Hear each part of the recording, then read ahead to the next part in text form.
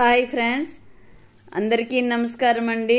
ఎలా ఉన్నారు అందరూ కూడా? నేనైతే రోజు వ్లాగ్స్తో మీ ముందుకు వచ్చేస్తున్నాను కదా. ప్రతిరోజు నా దినచర్య ఇంచుమించు ఇలాగే ఉంటుందండి. ధనం వచ్చి నిద్ర లేపుతుంది, బెల్ వేయడము, లేదా అమ్మాయి వచ్చే టయానికి నేను లేయడము చేస్తూ ఉంటాను. 6కంతా వచ్చేస్తుందండి అమ్మాయి. ఎదుగోండి, అమ్మాయి చిమ్ముతూ ఉంటే నేను పై పనులన్నీ చూసుకుంటాను. చిన్న చిన్న పనులన్నీ సర్దుకోవడము, ఎక్కడక్కడ పెట్టుకోవడము, మిగిలిపోయినవన్నీ మార్చేయడము, ఇలా గిన్నెలన్నీ ఖాళీ చేసి సింకులో వేయడం, ఇలా చేస్తూ ఉంటాను. ఆ అమ్మాయి నేను కలిసి ఇంచుమించు తలనొప్పిగా ఉంది అంటే అమ్మాయితో కలిసి టీ తాగుతానండి. కొద్దిగానే తీసుకుంటాను. అసలు టీ తాగని అలవాటు లేదు కదా. కాకపోతే హెడేక్ ఎక్కువగా ఉందనుకోండి కొద్దిగా టీ తీసుకుంటానండి.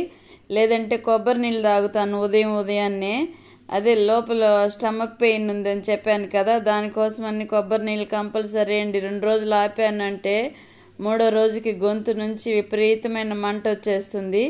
అందుకని కొబ్బరి నీళ్ళు తాగుతానండి. ఈరోజైతే టీ తాగుదామని, హెడేక్గా ఉందనేసి టీ తాగుదామని టీ పెట్టాను.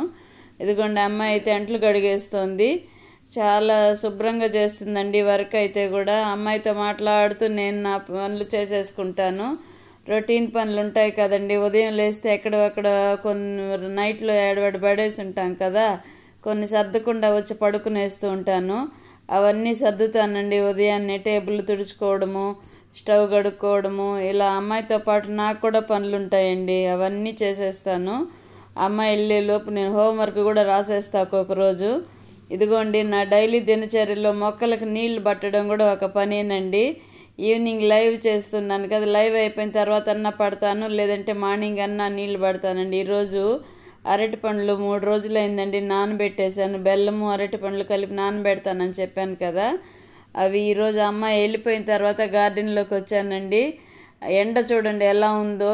పోసి ఆ నీళ్ళన్నీ మొక్కలకు పోసి వచ్చే లోపల నా పని అయిపోయింది అనుకోండి. చూడండి ఎలా ఉందో, లైటింగ్ తెలుస్తుంది కదా గోడల మీద. అంత ఎండ ఉందండి. అసలు సమ్మర్లో కూడా ఇంత ఎండ అనిపించింది లేదు నాకు. ఇప్పుడైతే బాగా సెగలు కొడుతుందండి. వర్షం పడి తగ్గింది కదా, మరి ఎక్కువ వేడైపోయిందండి. ఇదిగోండి పావురాలు చూడండి. ఉదయాన్నే మరి 6కు వచ్చామనుకోండి, ఇది ఇప్పుడైతే 7:30 అయింది టైము.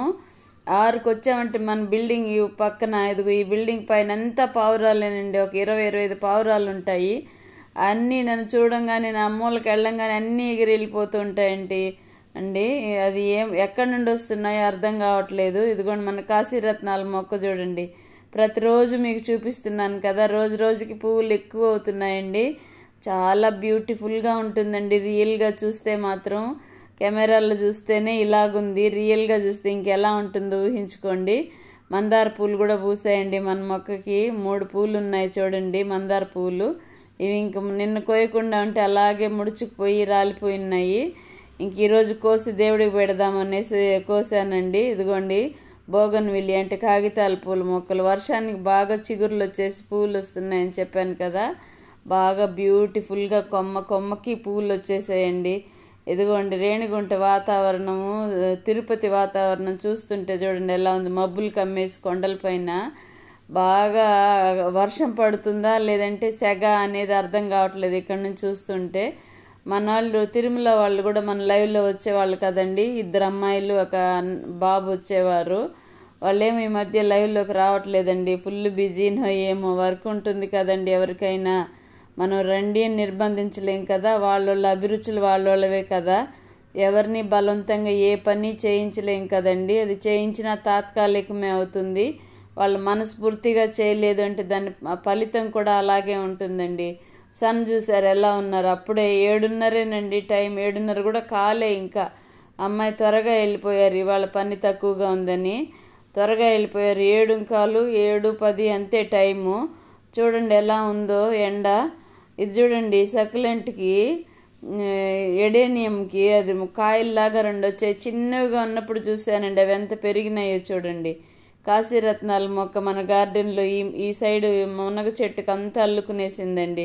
మునగ చెట్టు నిండా సన్న పువ్వులు, చాలా అందంగా ఉంది చూస్తుంటే. ఎండకి కనిపించలా మీకు.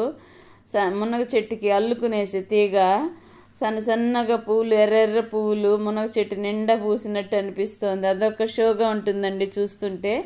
ఇదిగోండి మళ్ళీ ఇంక నేను కిందకు వచ్చి స్నానం చేసేసి దీపం పెడదాం, ఈరోజు మంగళవారం కదండి, దీపారాధన చేయాలంటే ప్రతిరోజు చేస్తానండి నేను. తప్పితే మా వారు ముందు ఎవరు స్నానం చేస్తే ఎక్కువసార్లు నేనే పెడుతూ ఉంటాను. అంటే ఎప్పుడో ఒకసారి రేర్గా మా వారు ముందుగా స్నానం చేస్తే ఇంకొచ్చి చేస్తూ ఉంటారండి.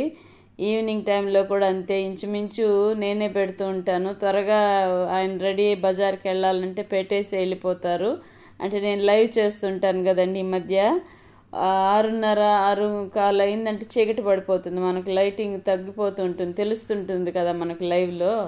అలాంటప్పుడు కింద వీళ్ళే స్నానం చేసేసి దీపం పెట్టేస్తూ ఉంటారు. ప్రతిరోజు 2 పూట్ల దీపారాధన అనేది కంపల్సరీ చేస్తామండి. బయట వెళ్ళిపోతే చెప్పలేం, కానీ మా వారికి చాలా స్ట్రిక్ట్గా ఉంటారండి కొన్ని విషయాల్లో. దీపారాధన అనేది తప్పనిసరిగా చెయ్యాలి ఇంట్లో అనేది కండిషన్ పెడతారు.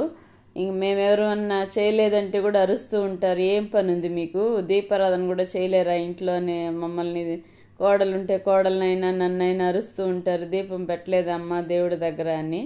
ఆయనకి అలవాటండి, వాళ్ళ అమ్మ వాళ్ళు అలాగే నేర్పించారనుకుంటాను. వాళ్ళకి స్ట్రిక్ట్గా ఉంటారండి కొన్ని విషయాల్లో. ఎలా ఉన్నా సరే నేను మాత్రం లేచి సాయంకాలం పూట దీపారాధన చేసి దండం పెట్టుకొని రావాల్సిందేనండి. కొన్ని పద్ధతులు రొటీన్గా జరిగిపోతూ ఉంటాయి మా ఇంట్లో, మార్చడానికి వీల్లేని పద్ధతులండి. ఇదిగోండి మొన్న తిరుపతికి వెళ్ళాం కదా, అక్కడ నుంచి చామంతులు తెచ్చామండి. ఎంత పెద్ద పూలు అంటే అది డేరీ పూలు అంటారు కదా, దునియా పూలు, చిన్న సైజు పూలు అంత ఉన్నాయండి ఈ పూలు, పెద్ద పెద్దవి. ఒక్కొక్కటి పెడితేనే నిండుగా ఉన్నట్టుందండి దేవుడి దగ్గర. ఇలాంటివి 1/4 కిలోనే తెచ్చారు మా వారు, ఇంకొక 1/2 కిలో తెచ్చుకొని ఉన్నా పోయిండు అనిపిస్తుంది. చాలా ఫ్రెష్గా కూడా ఉన్నాయండి. రాధాకృష్ణుల ముందర కూడా పెట్టాను, చూసారా మీరు పువ్వులు? మొన్న లైవ్లో చూపెట్టాను, మీరు గమనించారో లేదో. ఇక్కడి నుంచి కొద్ది రోజులు మార్నింగ్ వదిలేసి ఈవినింగే లైవ్ చేద్దాం అనుకుంటున్నానండి. ఈరోజు అయితే ఫుల్ రెస్ట్ తీసుకున్నాను, పడుకునేసాను. లైవ్ టైంకి పడుకొని నిద్రపోతున్నానండి నేను. మధ్యలో ఒకసారి మెలకు వచ్చి చూసి మళ్ళీ పడుకున్నాను. ఎందుకో ఈ మధ్య బాగా రెస్ట్లెస్ అవుతోందండి బాడీ, పడుకుంటే నిద్ర పట్టదు. కానీ ఈరోజైతే అలా పడుకునేసి రాత్రంతా నిద్ర పట్టలేదండి. ఇంతలో పని అమ్మాయి నిద్ర పడుతూ ఉండేటప్పుడు ధనమ్మ వచ్చి బెల్లేసేసింది, లేసేసాను కదా, ఇంక నిద్ర వస్తుందని ఇంక అన్ని పనులు చేసేసుకొని టిఫిన్ చేసి పడుకునేసా కొద్దిసేపు.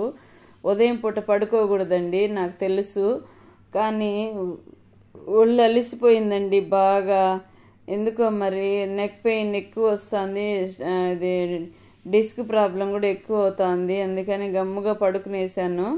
నిద్ర ఆలోచిస్తూ పుస్తకం చదువుతూ అలా నిద్రలోకి వెళ్ళిపోయానండి. ఇంకంతే, ఇంకా మళ్ళీ 12:30కి లేచి వంటకి ప్రిపేర్ చేశాను. మా వారేమో నాన్ వెజ్, మా వారికి నాన్ వెజ్ అండి. నేనైతే ఇంకా క్యాప్సికమ్ ఫ్రై చేసుకుని అది రసం పెట్టాను. ఇదిగోండి మార్నింగ్ టిఫిన్ ఇడ్లీ అండి.